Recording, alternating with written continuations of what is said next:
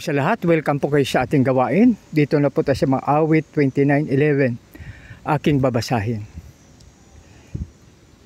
Si Yahweh ang nagbibigay lakas sa kanyang bayan at pinagpala sila ng mapayapang buhay. Purihin nawa ang Diyos sa pagbasa ng kanyang salita. Mga kaibigan, napakapalad po tayo. Alam niyo ba kung bakit?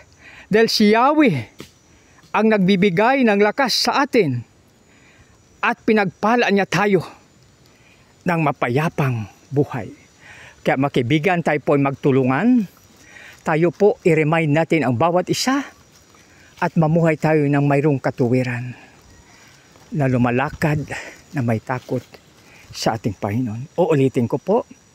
Si Yahweh ang nagbibigay lakas sa kanyang bayan at pinagpala sila ng mapayapang buhay.